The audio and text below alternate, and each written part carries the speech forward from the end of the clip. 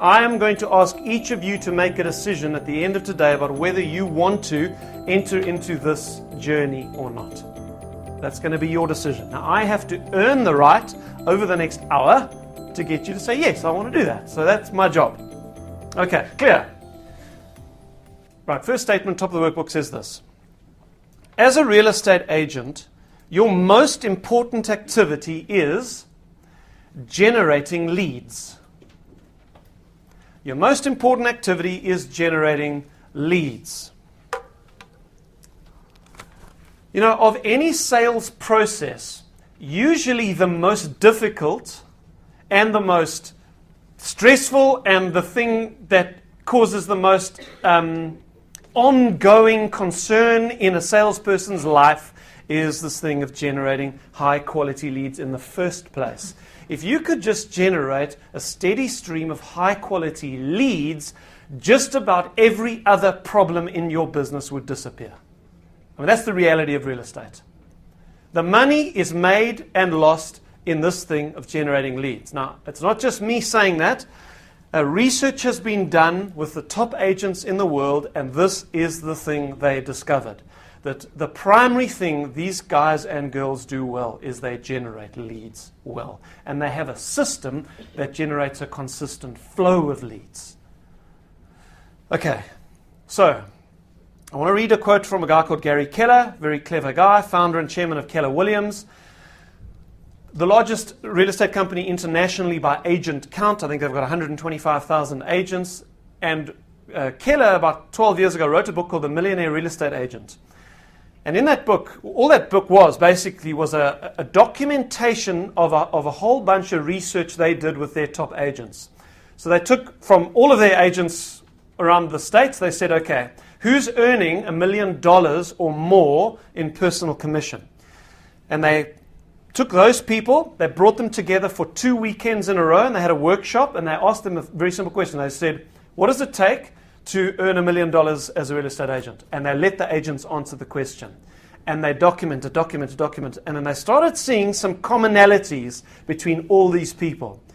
And that book, The Millionaire Real Estate Agent, is a documentation of their findings. Now, this is where this quote comes from.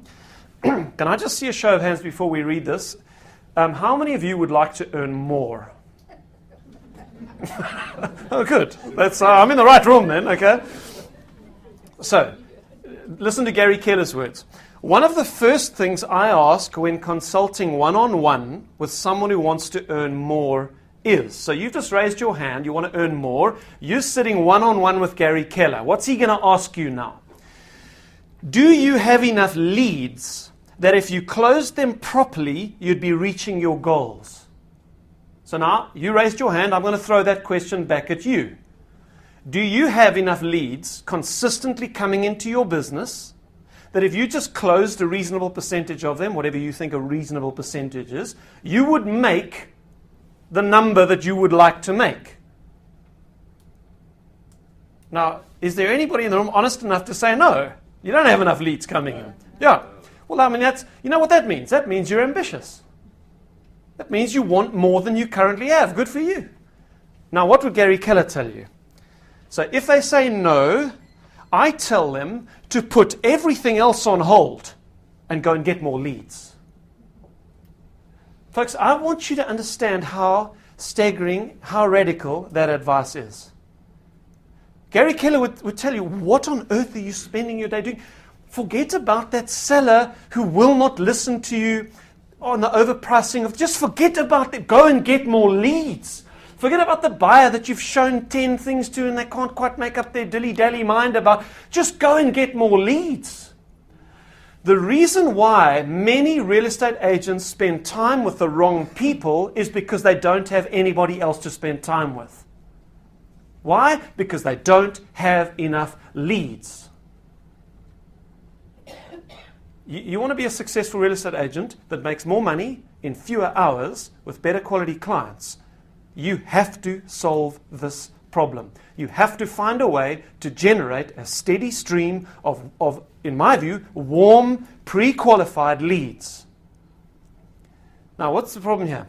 When you got into real estate, I'm willing to bet you got in for maybe a number of reasons. Financially, can be a prosperous industry. Fantastic, good reason to get in. Secondly, you love property. Some of you love property. You love the soil, so to speak. You love the whole act of moving property. Thirdly, you love to help people. There's a percentage of you in this room that just love the act of engaging with families and helping them through what is a very emotional time in their lives. Those are kind of the reasons people get into real estate. For most of you, you got into the helping people buy or sell their home successfully and make good money doing it at the same time business. You didn't get into the lead generating business. But when you get into real estate, you all of a sudden realize, man, the primary thing you do in this business is generate leads. And it's the thing we hate doing.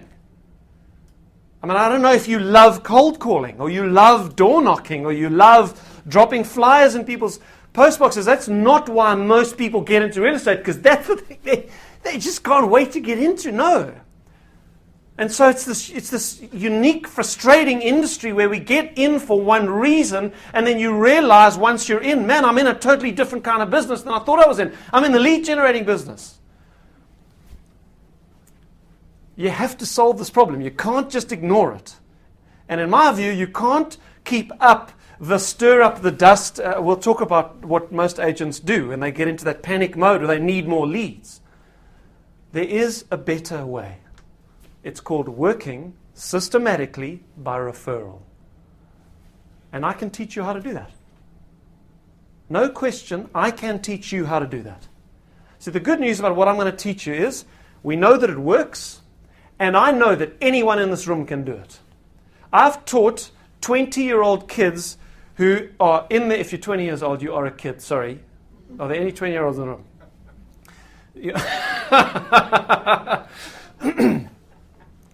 I've taught, like their first day in real estate was the day they were sitting in my seminar. They hadn't even signed up yet. I've taught them how to do it, and it's worked. And I've taught people who've been in the industry 35 years, all the experience in the book, know much more about the technicalities of real estate than I do, but I've taught them a system of how to generate leads, and it has brought fresh life and a new opportunity to their business, which they were looking for.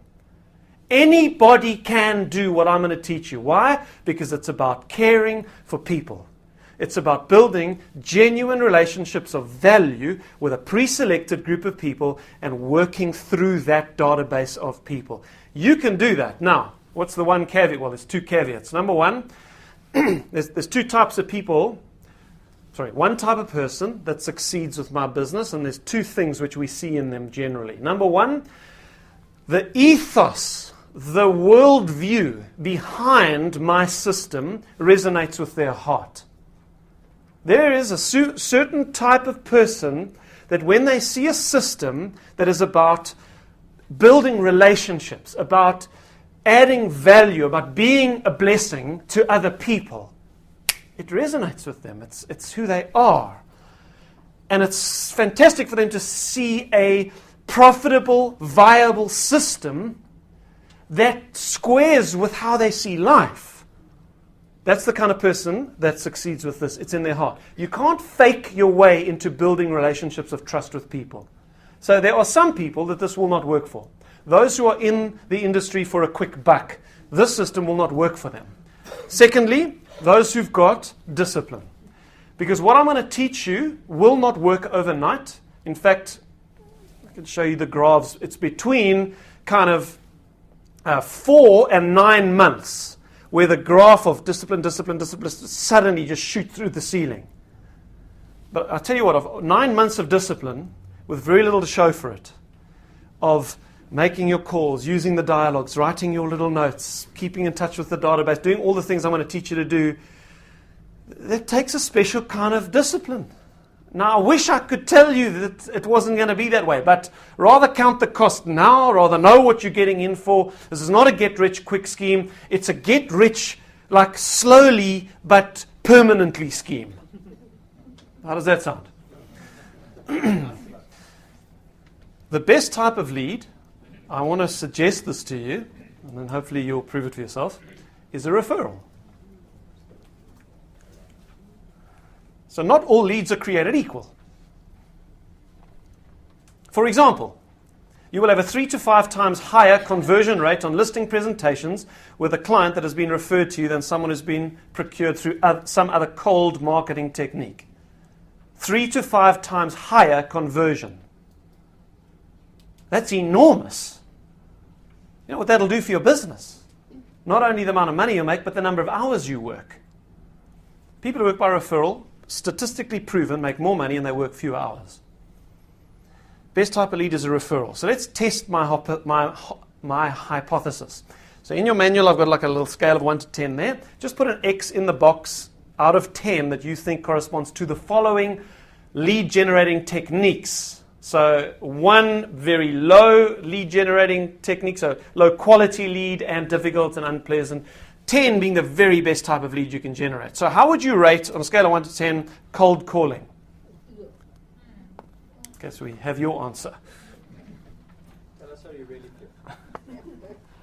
Now, incidentally, when I do this exercise, I'm not expecting you to give the answer that you think I want you to give. There are some people who love cold calling, and they're good at it. Maybe you're that person. I don't know. So this is for you to analyze your own lead generation strategy. So you give yourself an honest number. How would you rate door knocking?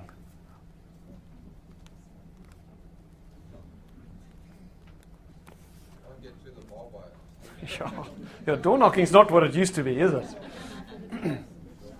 How many of you have been bitten by a dog in the line of duty? A few of you, actually. The quick ones, we got away.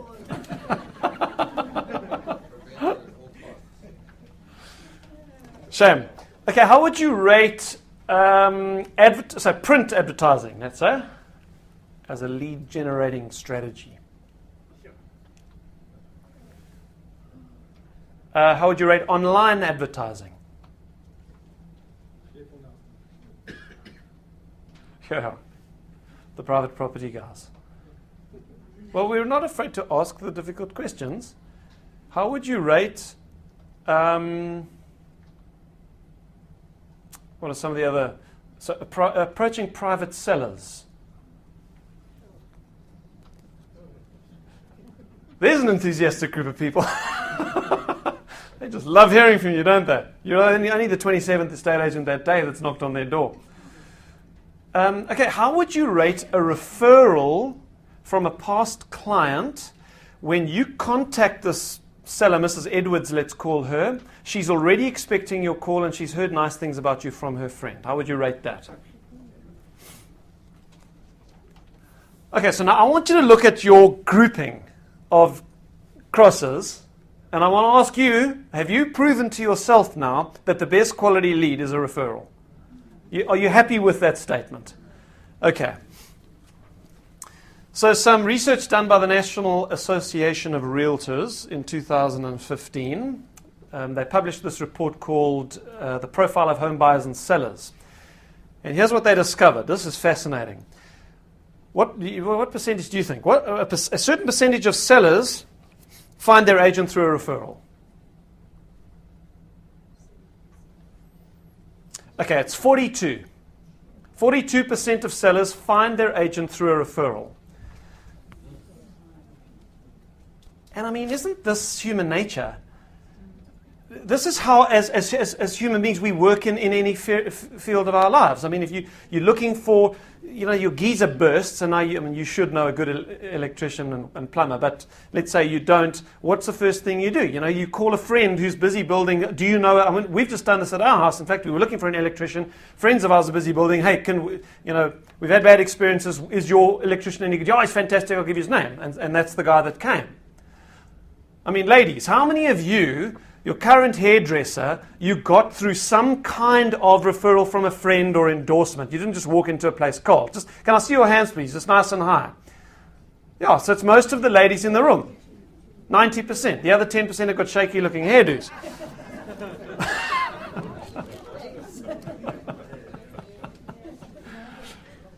That's poor humor. I'm sorry, ladies. I wasn't looking at anyone, and I really wasn't checking out your hairdos. So 42% a referral. Now, in addition to the 42% that seek their agent through a referral, a further 24% use the agent they previously worked with.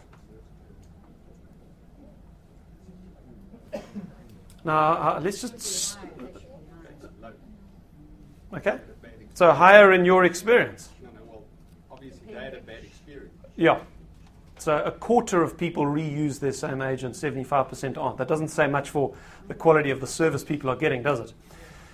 So just think about this for a second. I want to dwell here before we get into the system, because you have to absolutely agree with me that what we need is a referral system. 66%, 42 plus 24, that's 2/3 of all sellers are finding their agent either through repeat business or referral business. And yet, how few estate agents have a proactive, predictable referral system running in their business? Most people sell their house through repeat or referral business, and yet most estate agents do not have a referral generating system built into the modus operandi of their business. Why is that? That is a massive strategic gaping hole in the strategy of most real estate agents, because this is where the money is made. Now that's what I'm going to teach you. A referral system. So you ask the question, how do I know if I have a system? Well, you know if you have a system. Thanks so much. Do I sound like I need that? Oh. How do you know if you've got a referral system? If I ask you this, how many referrals will you receive in the next 30 days? If you can't answer that question, you don't have a system. Why? Because what systems do is they produce consistent results. That's why you have systems. They bring about a consistency in a business. So people who run our system can say, I will get between 18 and 22 referrals next month, because that's what it does every month. They've got a system. Do you have one? If you don't, it's okay. There's a new opportunity. You're seeing a new opportunity for your business today. Okay, so having done my whole spiel on lead generation, what I want you to do, be honest with yourself. Don't look in your neighbor's book. You just look in your own book. Give yourself a number out of 10, rating how good you are at generating high quality leads. This aspect of your business, give yourself a rating. Go ahead.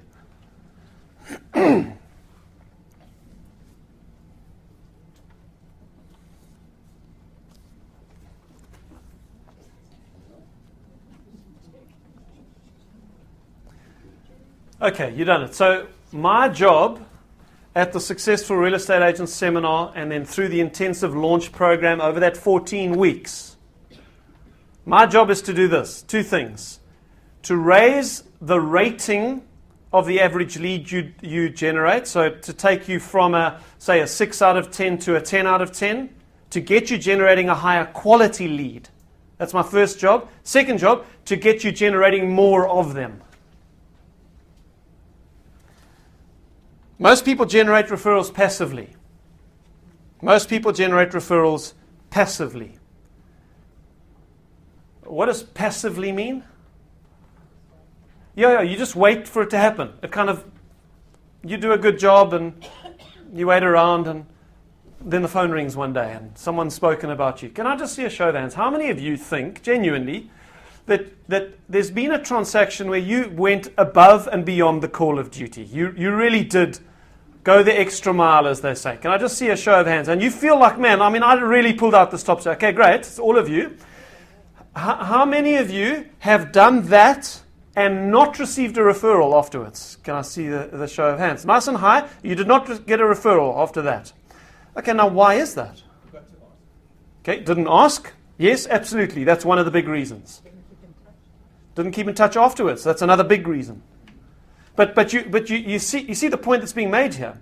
There is a system which includes dialogues and a keep in touch communication plan. I'm going to teach you on the Successful Real Estate Agent a 12-week communication cycle that you maintain with about 100 people. You do that, you keep up the dialogues, you'll work by referral. You see, service excellence is not enough to work by referral.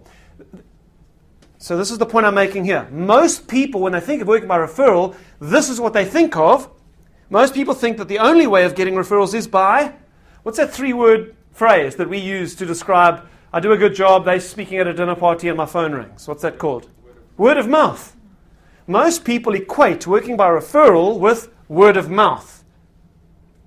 And those are two completely different things.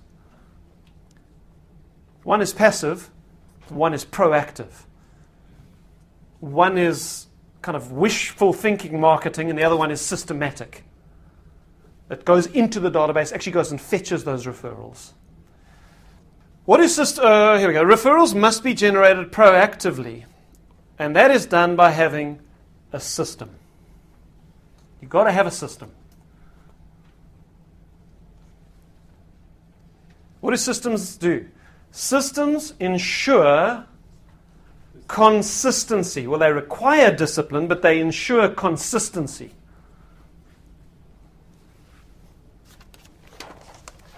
Consistency. See, what a good system does is, let's call this our system. A good system has both inputs and outputs. Any good system, like a sausage machine. Sausage machine is a system. We put all sorts of inputs into this system. We chuck them into the sausage machine, and a good sausage machine will spit out, predictably, the right outputs. So what do? If you've got a good system, your job is simply to be disciplined with the inputs. And the system will do its job and it'll spit out the outputs. Now, in our system, what are we trying to do? We are trying to generate repeat and referral business. That's what the two outputs of our system are. And the good news is, the system works, we know it, and we know what the inputs are. Part of it is keeping in touch, and there's all sorts of ways you can keep in touch. 12-week cycle. Part of it is dialogue, scripts, certain letters, etc. Okay. Why is this important to have, this discussion on consistency? Well, we did some studies. This is a bit mathematical, so just bear with me if you don't dig the maths. I'm going to graph out for you the month-by-month income of the average estate agent. Okay? Masses of research on this. Month-by-month income of the average estate agent. Okay, now... now, I certainly hope you don't relate to that. But, you know, one of the curses of the real estate industry is inconsistent income.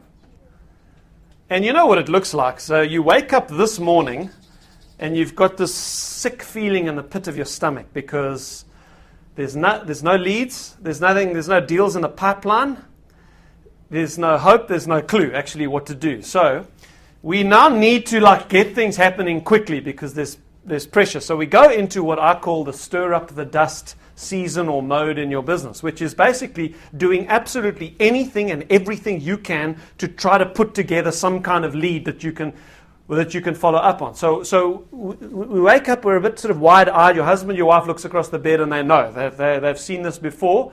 And you start cold calling, though you promised you'd never ever do it again, and you got so peed off for the last time, but you start cold calling everyone. No, then you start wandering through the neighborhood, and you're knocking on all the doors, and then you have 1,000 flyers printed up, and you're putting them in your post box. You even go and see a few private sellers, and then after a month of this, it's actually quite exhausting if you've done that before. Emotionally exhausting, physically it's expensive, and you're like, geez, I can't do this anymore. But the good news is, you have managed to piece together like a couple of leads. So we get to the top here, and now we transition. It's like Dr. Jekyll and Mr. Hyde. We go into a completely different personality, different season in our business. So this is all lead generation, getting leads, putting deals together, and then you get a couple of leads, you manage to put the deal together. Now you go into this very busy administrative closing mode. Close, and all of the complexity that I don't have to tell you about that comes along with closing a real estate transaction. Now, what's the problem here? This is how the average estate agent works, okay? When you're in a very busy closing mode in your business, lots of admin, what are you not doing? You're not generating leads. So what happens is you get down here. You've now managed to close these impossible people. And you should be happy because now you're going to make money. But you're not happy. You wake up that morning, your husband or your wife looks across the bed and they see the look. And you've got that same sick feeling in the pit of your stomach. Why? Because you know this is about to start again. Okay, so what's the problem with this? This highly inconsistent income generating system that the average estate agent works with, it wouldn't be a problem, but for this small fact, it clashes with a highly consistent system called the South African bill collecting system. These oaks have a system. Hey? I mean, your car payment comes off every month. The car payment doesn't have a bad month. The bond on your house doesn't have a bad month. Your cell phone bill doesn't have a bad month. The rent doesn't have a bad month. The medical aid doesn't have a bad month. The school fees don't have a bad month. And so you go, this is the life of the average estate agent. It's like feast or famine. It's highly stressful. It's emotional. It's roller coaster. There is a better way. Okay, so what we want to do is we want to teach you a lead generating system that does require discipline. It's not easy, okay? It's not like flick a switch and it's a piece of software that does it for you. It's going to require certain daily activities, some phone calls that you make every day to your database, some notes you write. We'll teach you what the system looks like. What that does is it stabilizes your income. And over time, if you keep up the system, you keep the iron in the fire, it begins to increase your income. Okay. So that's what systems do. They ensure consistency. What's the goal in a real estate transaction? The goal is to be invited in. The goal is to be invited in. And you know that. I mean, you've done deals where the person had heard about you beforehand and they asked you for the meeting. And when you went to go and see them, they treated you with respect. There was a level of respect they showed you that you don't get from everyone, do you? Now, yeah. And Jono uses this phrase. He says, this is the best sentence in real estate to be able to use. You called me. You don't like my commission? Well, you called me. You see, it gives you what we call posture. It gives you power in the negotiation. And you know what? These people are much nicer to work with. It's nice working with people who treat you with respect, who listen to your advice. So what we're going to do is, I want to show you an overview of what the referral system looks like. I'm going to give you the major headlines now. And then before we close, what I'll do is I'll take a couple of points. I'll do a couple of things here and I'll do one there to give you some things you can go and do immediately after today, because I want you to take some value back today. And then we'll wrap it up. So, very good news. We're going into the apple business. I'm from Cape Town, so we like apples. We make a lot of money exporting our apples. In our case, what are we trying to harvest? Remember, it's the two outputs of our system. Who remembers them? Repeat and referral business. Good. So that's what's going to go in our two apples. Repeats and referrals. Okay, it's going to sound like a silly question, and I'm not trying to be funny now. Where do you get apples from? Apple trees. Okay, good. Now, the next question is not that obvious, and I know the answer you're going to give me because it's the same every time, and it's not a bad answer, it's just an incomplete answer. If you get apples from apple trees, so if you want to make money in the apple business, you have to have apple trees. Now, if you want repeats and referrals, where do you get repeat and referral business from?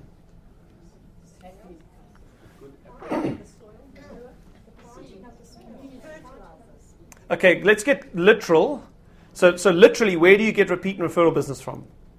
People that you've done business with. Okay. Okay, excellent. That's perfectly correct. So the answer that normally gets shouted back is past clients. Now, obviously, that's true for repeat business. And it is also true for a referral business. Past clients are a very rich source of referrals. But you will also get referrals from what you said, your sphere of influence. So there's a broader group of people in the world that can refer people to you. Not all of them have to be past clients. Okay, so if we're going to just say, give a one-word answer to the question, where do you get repeat and referral business from? For now, let's just use the word people. Don't write that in. That's not. But you get it from people. Now that may sound like, well, what are you going on about? It is amazing. If the source of the most valuable thing in real estate is people, and not just any people who know, like, and trust you. Okay? If that's where we're going to get repeat and referral, but it never ceases to amaze me how few real estate agents have a group of people that they are building genuine long-term relationships of know, like, trust with. Now, what do we call that group of people? In the kind of technical terminology of our system, we call that a database. When I say database, I'm not talking about the 4,000 names on your computer. Because some of you've got a big database. Okay, fine. How many relationships have you got there?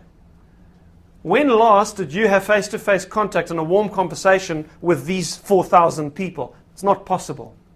So when I use the word database, I am referring to a pre-selected group of people that you are transitioning along the relationship continuum.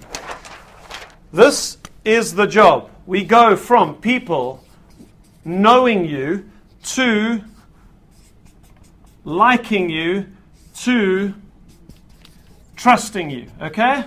And that takes time, it takes intentionality, it takes an unselfish heart, it takes a willingness to be a blessing to other people, because you can't fake your way into good relationships. So what our system does is it gives you a systematic, programmatic way of transitioning 100 people, about 50 to 100, along this continuum. So that as time goes by, they're moving from knowing to liking to trusting. Once you've got 100 people that you've transitioned into this zone and you are using dialogues with them, you will work 100% by referral. That's the way it works. But this takes a little bit of planning and effort. Okay? I've been married for 17 years, 3 children, very happily married, want to make my wife happy. One of the things, gentlemen, that we know we need to do is we need to buy our wife flowers regularly. Gentlemen, some of you are looking at the carpet. So, I'm only when you've done something wrong. And that's all the time. Yeah, I don't have the money for that. So, one of the things that I'm challenged by is I get into like man zone. Okay, it's like, have you seen a thing that defending the caveman? You know, women are gatherers, men get in there like task-oriented box. I'm very much like that. I get into my task and I won't even notice if the house is burning down. I've got my task. So, for me to remember to buy my wife flowers is the most impossible task. It'll go like 3 months, 6 months to go by, and then, she'll be teary one night and you never buy me flowers anymore. And it's like, oh my word, I haven't. So, I have created a little system. I have a reminder on my computer. It pops up once a month. Buy Danielle flowers. And it just rips me out of my box. Yes. And then I can go and do it. So I'm far more consistent now buying my wife flowers than I used to be. Why do I tell you that story? Because just because you have a system to do something, to remind you to do the important tasks, does not make it insincere. Now, is it insincere when my reminder reminds me to buy Danielle flowers and I go and buy her flowers? Is that insincere? Does that mean I don't love her and it doesn't come from my heart? No, it does. It just means I need help. I need help. And so do you. So here's the problem. If I can't do that with one person, the person most important to me in the world who lives in my own house with me. If I can't do that with her, how on earth do you think, and I think, we're going to do that with 100 people that we don't have contact with unless it's systemized? Listen, you want to work by referral with a database of 100 people, you are going to need a system. Bottom line. You got a system, then you can do this. So that's the database. That's the apple tree. Then you want a healthy apple tree. You want good relationships. You have to nurture those relationships, right? Relationships don't just happen in a vacuum. So if you want a healthy apple tree, you need sunlight, rainfall. That'll give you a healthy apple tree. What is the sunlight? Written communication. You want to keep up good relationships? You have to have contact with people. One aspect of that contact is going to be written. So you're going to send them stuff. Not just any stuff. As you'll see in the manual, we've got 6 proven written communication systems that feed a database, that nurture a database, that transition them from knowing you to liking you to trusting you. I'll teach you one of the 6 today. Okay, now, is it enough if you want to build relationships with people to send them stuff? No, clearly not. What have you got to combine written communication with? What's the rainfall going to be? Okay, I like verbal contact. Okay, so what I'm going to call this, I'm going to call this personal contact. So it might be face-to-face, but it also might be telephonic. And there's going to be different types. So personal contact is the rainfall.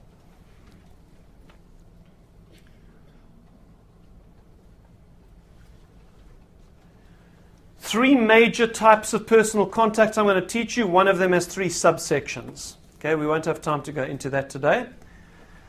Now, if you want to go into the apple business, you might have very healthy apples because you've got your sunlight, you've got your rainfall, it's a healthy apple tree, and those apples are wonderful. You want to make money selling apples. Those apples don't one night decide they're going to fall out the apple tree and they're going to drop in your little fragile container here, and they're going to take themselves onto the trailer down to the co-op, and you're going to get an EFT into your bank account. Unfortunately, as any farmer will tell you, that's not how it works. There's some work to do to go and get the apples. And that's what the gentleman was telling us earlier. If you want referral business and repeat business, they do not come to you on their own. You have to go and get them. Now, how do we do that? We do that by climbing up our ladder, going into the database and going and fetching them. How do we do that? Using dialogues.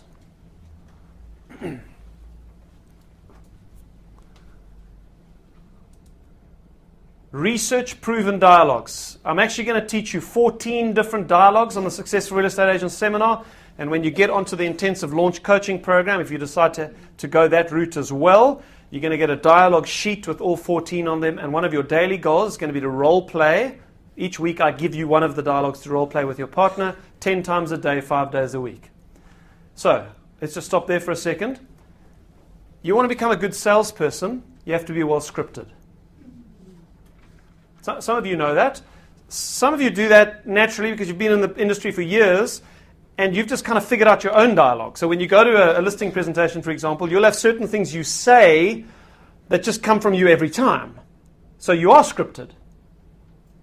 So the objection is not to scripting. The objection is normally, I don't want to sound scripted.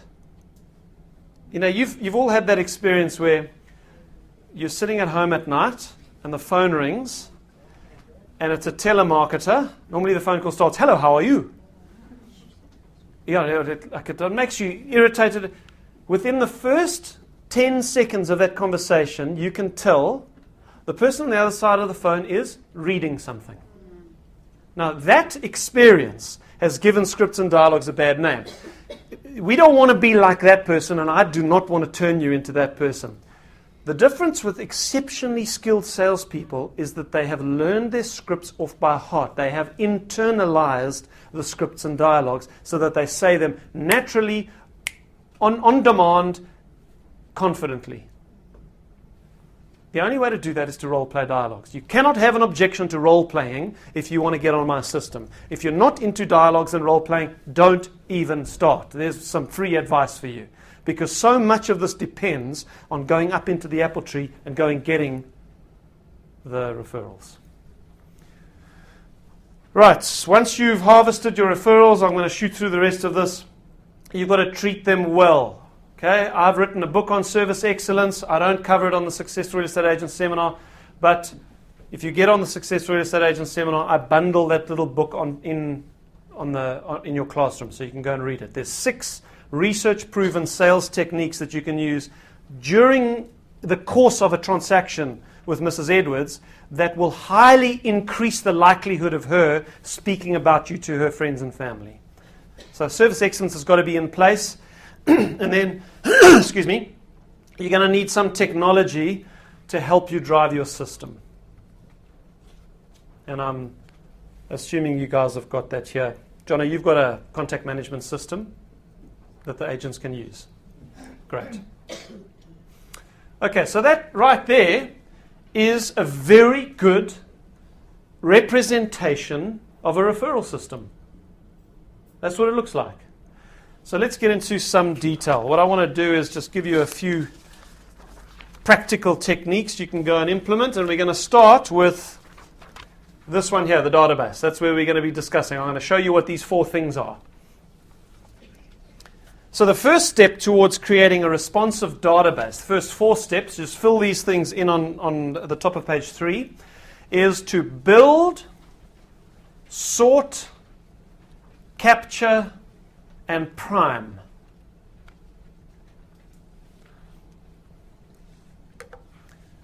Build, sort, capture, prime. Okay, so let's talk about those. I won't have time to go into prime, capture, and prime today, but let's talk about building and sorting. What is the very first thing you do when you leave here today when you're having a spasm? You know what a spasm is?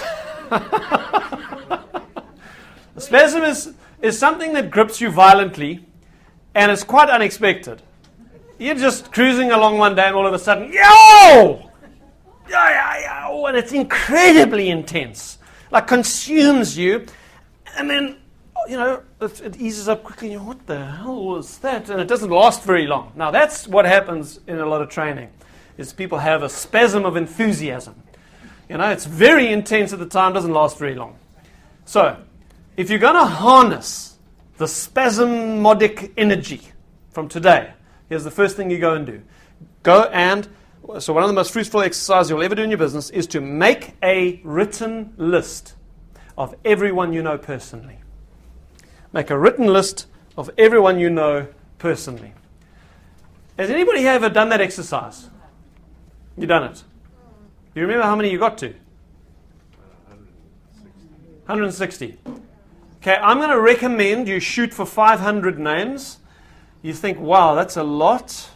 Promise you, go through your Facebook and LinkedIn profile. And one name will remind you of another name. Okay, a couple of things when you make your list. Don't prejudge. We're not saying you're going to be keeping in touch with these people. There may be some people there that you can't stand the sight of their name, let alone their face. Put the name down, because when you write that name down, it'll remind you, oh yes, now through that guy I met the neighbor, and he was actually quite a pleasant chap. So you just take the lid off and you make as big a list of names as you can. Yes, sir? That list, must it be people in your town or No. the whole country? No, in the whole world. In the whole world. Yeah. Anyone you know. Anyone who, if you were to phone them and say your first and last name, hi, this is Steve Johnstone speaking, they would know who they were talking to. Okay, this is just the raw materials of the system. Okay, so it doesn't matter where they live. We're going to sort it down just now. Okay, shoot for 500 names. When you are making your list, there are 5 categories of people that you can use as memory joggers. Make sure that you've included all 5 categories. Number 1, current clients.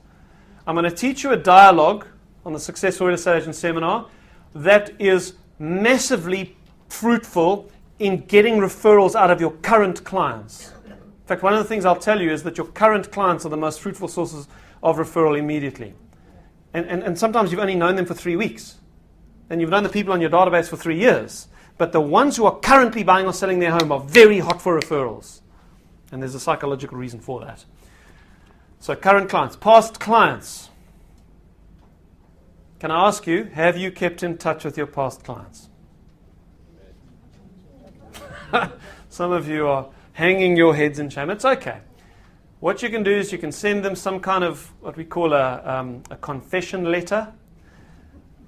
You send an email just saying, look, I've recently made a decision to build my business by referral, and one of the things that I've realized is that I've not done as good a job as I should of keeping in touch with the clients that I loved working with. I did love working with you, and I'd like to mend that and keep in touch with you more frequently now. Okay? You can do that. So, make a list of all your past clients, maybe from the past 5 years. I'll have to go and dust off a few files and do a few searches on the computer. Third category, I want you to put your allied service providers on. So that would be the gents from private property, from Dykes van Heerden. It would be the plumber, the electrician, the builder, the home maintenance guy. Who do you regularly refer business to? There's a whole group. So in the seminar, I'm going to give you like a group of about 20 allied service providers. These are people that benefit from a property transaction. One of the best things you can do is start what we call a referral team, where you're not just giving the referrals, but these people are proactively primed to be referring their clients to you. Okay, we will teach you that on the seminar. So for now, make sure all your allied service providers are on the list. And then lastly, second to last, your personal contacts. So that's what this gent called your sphere of influence. So that's people you know from your kids' school or your sports club or your church, whatever. Just your friends and family. And then other real estate agents. I mean, most of you know this, but other estate agents can be a massively fruitful source of referrals. If you just build high value, high trust relationships with some certain selected agents, and those can be in other cities or in other parts of your city, you can get a lot of business, commission business for very little work, actually. Build relationships with other estate agents. It's one of the great benefits of being in an organization that has got representation around the country. So I'm sure you've got an internal referral procedure. You've got a process that works for internal referrals. Okay? What happens if you, on top of the internal processes, you just had a little system that kept in touch with, say, 5 of the other key agents in the country that you've identified? What would happen? If you just kept in touch more regularly and built a personal relationship with 5 other agents. There's potential there, eh? Okay, you've got your list.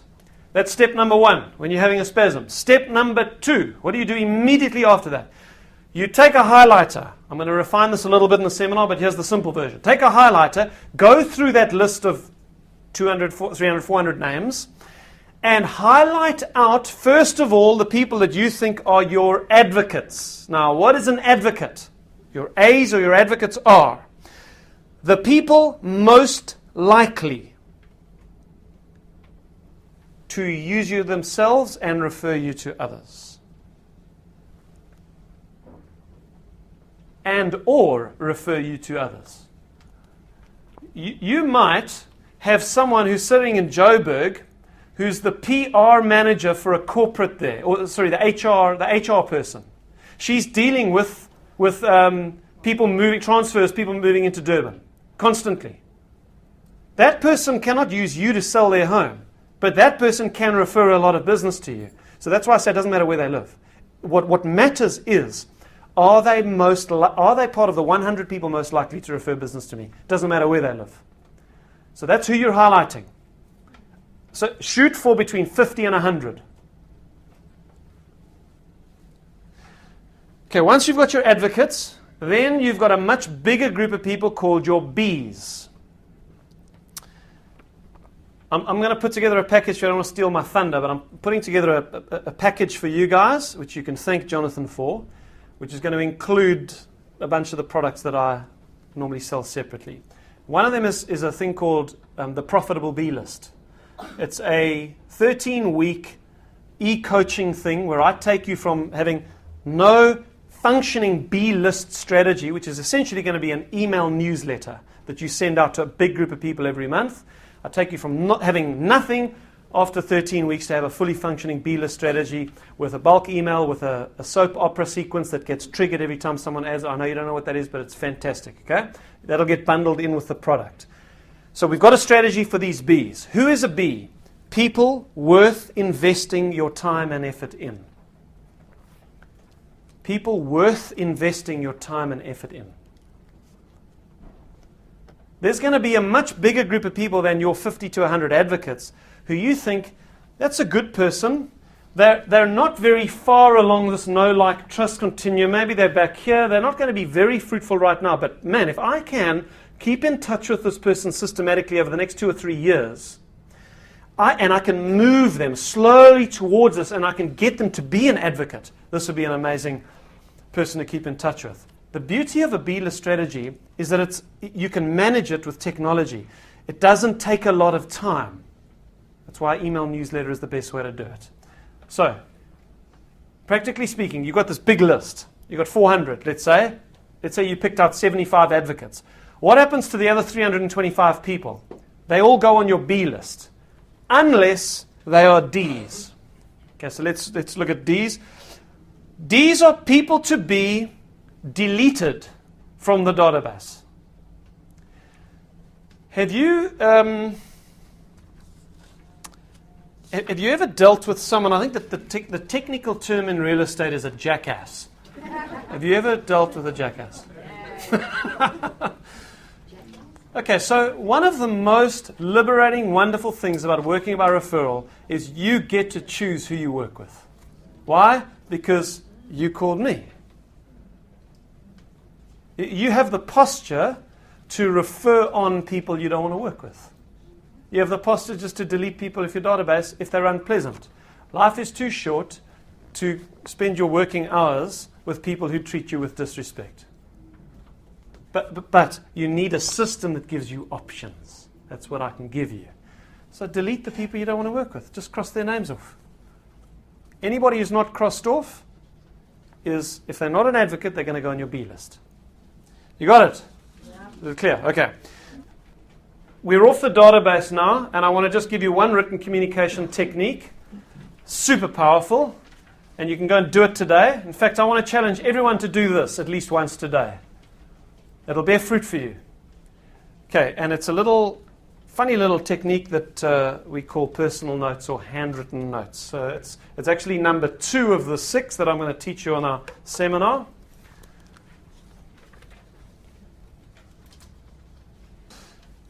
Handwritten notes.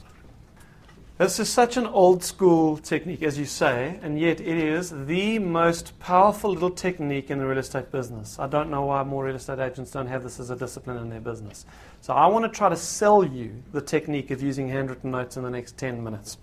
Understand and apply this simple principle. There is no more powerful way to continually deepen relationships with your advocates than by sending personal handwritten notes regularly. What's the job?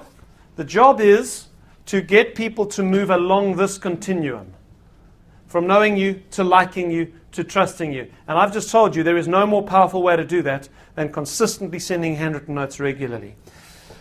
Don't be fooled into thinking that personal notes are too old-fashioned. Handwritten notes cut through the cocoons. And we're going to talk about 4 cocoons that handwritten notes cut through. And by the way, it doesn't matter how bad your handwriting is. Some of you are thinking, man, my handwriting's like a doctor's prescription. No one knows. I often wonder, you go to the chemist, how does the oak know what to give you? They must do a special course at varsity to read doctors' handwriting. It doesn't matter how bad your handwriting is. You just write the notes. It's the personal touch that does it.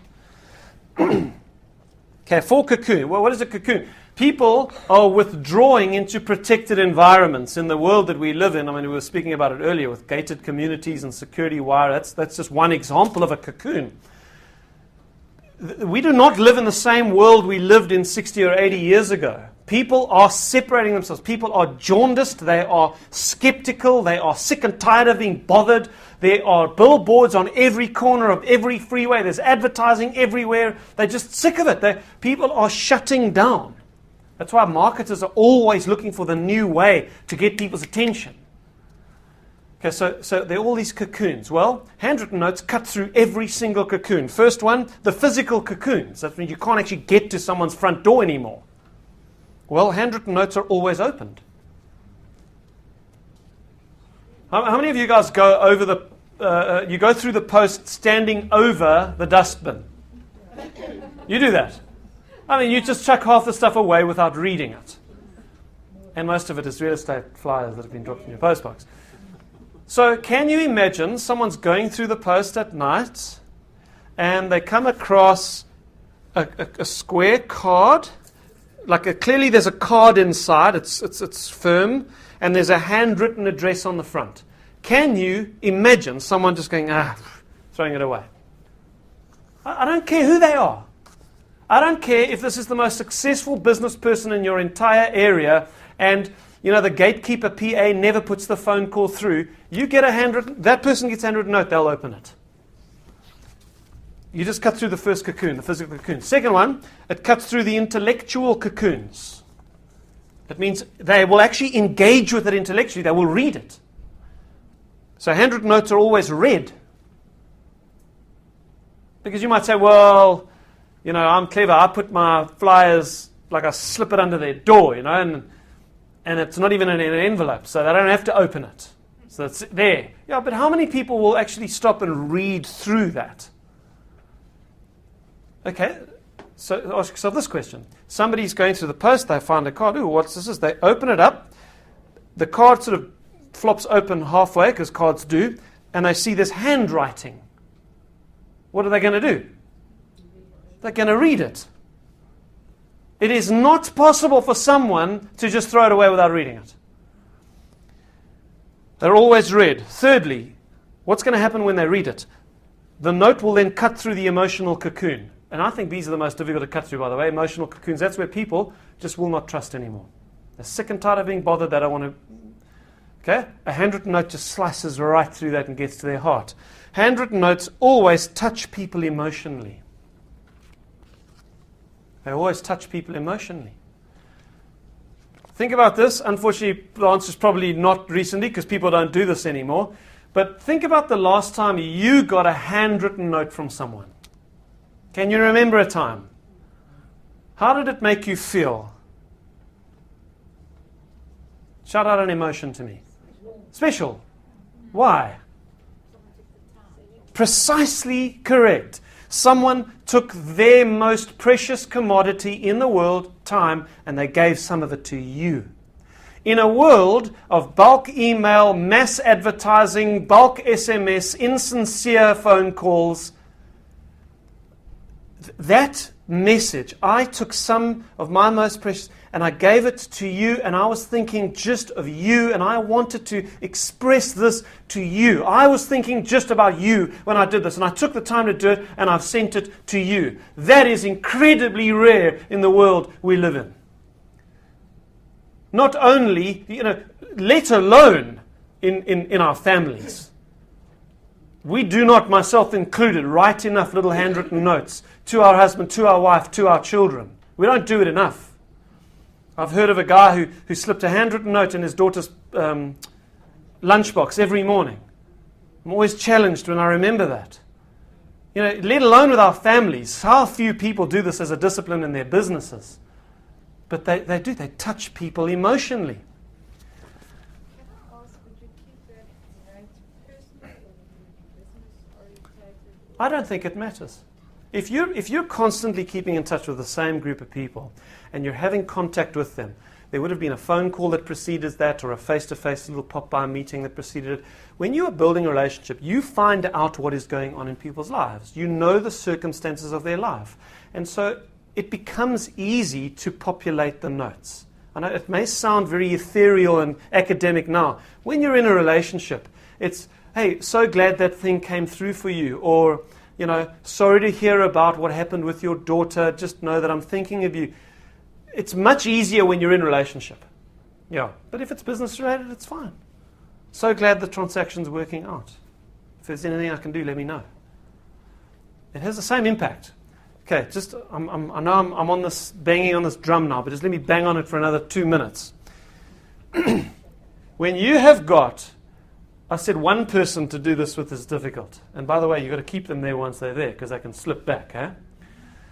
Well, with one person, it's difficult. With 100 people, it's your job. You want to work by referral. You have to transition 100 people from knowing you to liking you to trusting you. That is an incredibly difficult thing to do unless you have some high leverage systematic techniques. I challenge you to find one technique that is more powerful, costs less money, and takes less time to transition a large group of people from knowing you to liking you to trusting you than a daily discipline of writing handwritten notes. Virtually cost-free, takes one note will take less than a minute to write. I've timed it. In the envelope, maybe another 30 seconds for the address and putting the stamp on. You keep that discipline up with 100 people. Costs little, takes little time, massively powerful to touch people's heart. It is one of, if not the most powerful technique in our whole system to take this bunch of people and move them. You think you've got a better technique, go for it.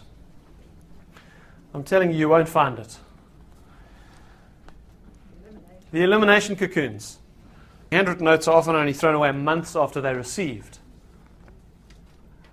I can't tell you the number of times I've gone on a meeting presentation, I've gone to someone's office that I had a meeting with like a year before, and I'd sent them a note after. I always send a handwritten note after a face-to-face meeting. And I'm sitting in their office, and what do I see on the bookshelf? My handwritten note standing there.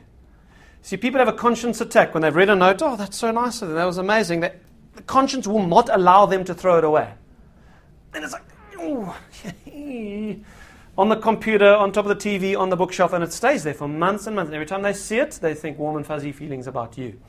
So they cut through the elimination cocoons. Whereas, email lasts, 3 seconds. Boop, delete, and it's gone. A handwritten note hangs around. Okay. To become successful by writing personal notes, you've got to write them. Yes, good. I was in a seminar once and the guy shouted out, yourself. I thought, okay, here's a guy, he's trying to beat the system. He's already got his minions that are going to be writing all his notes for him. Okay, that's a good start, yourself, but I've got you've got to write them every day. You've got to write them every day.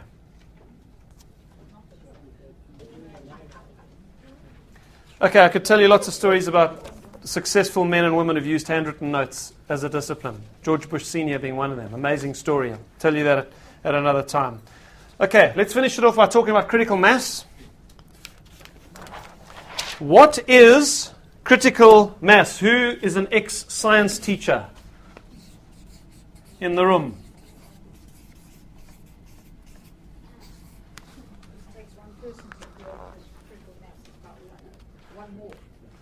So critical mass is originally a scientific term, and then the marketing fraternity kind of adopted it. It means the point at which a certain chemical concoction is now ready to explode. It's all the temperature, the mix, or whatever has now reached the point, and it's reached critical mass. Boom.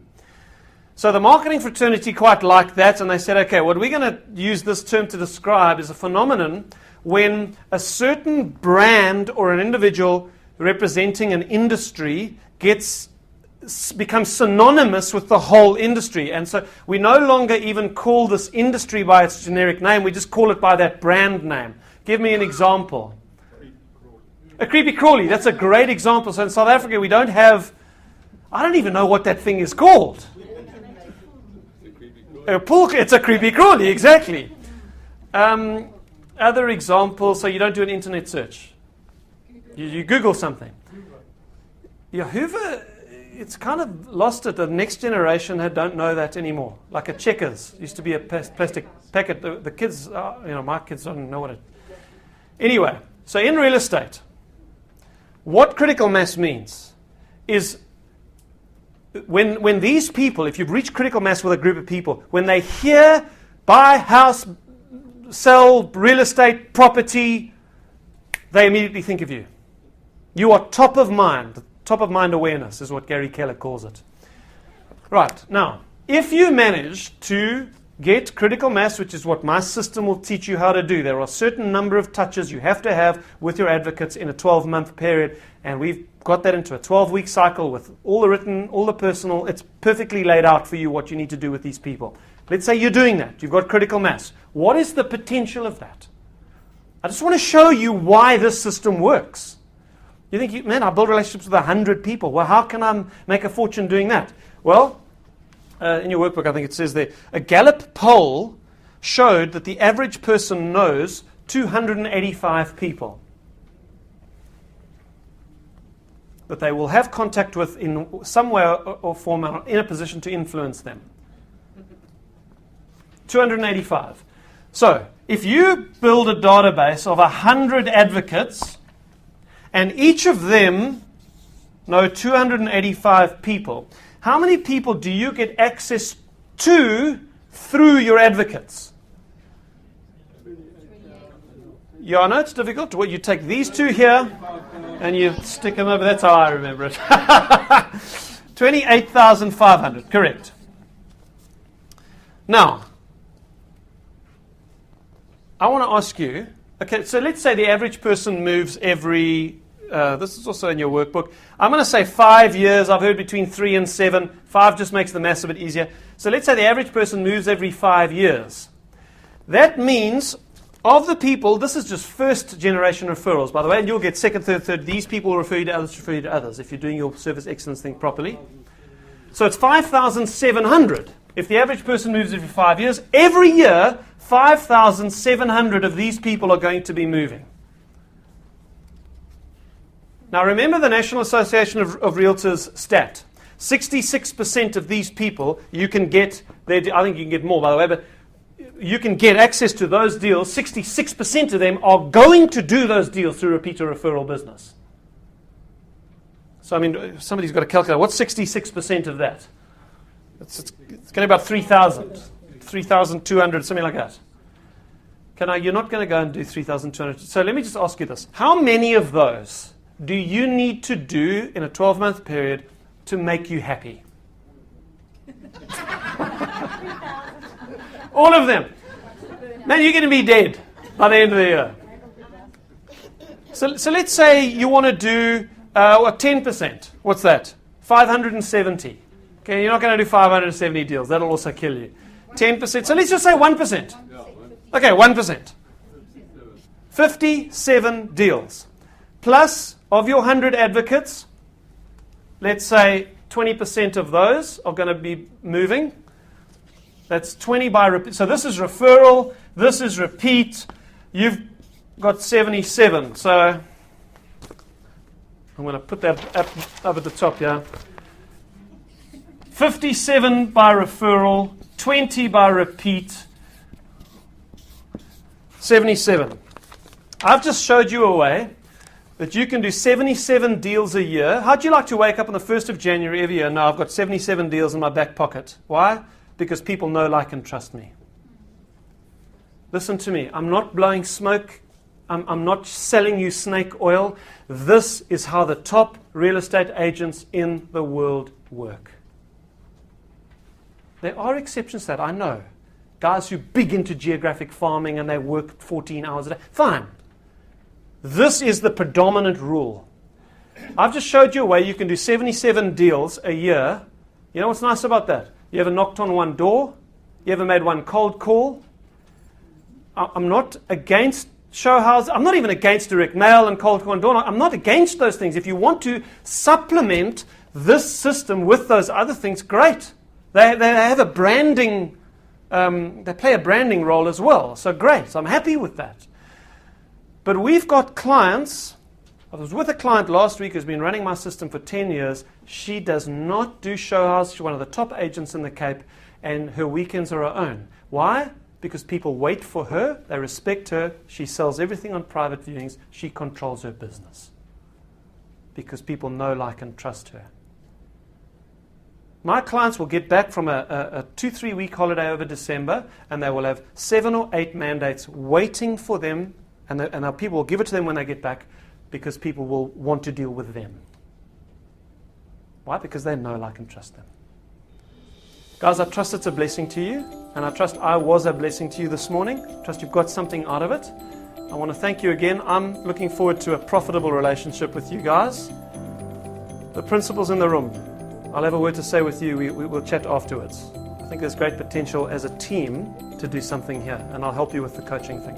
Okay, guys, thank you. Jono, thank you. Pat, lovely to be with you again. Thank you.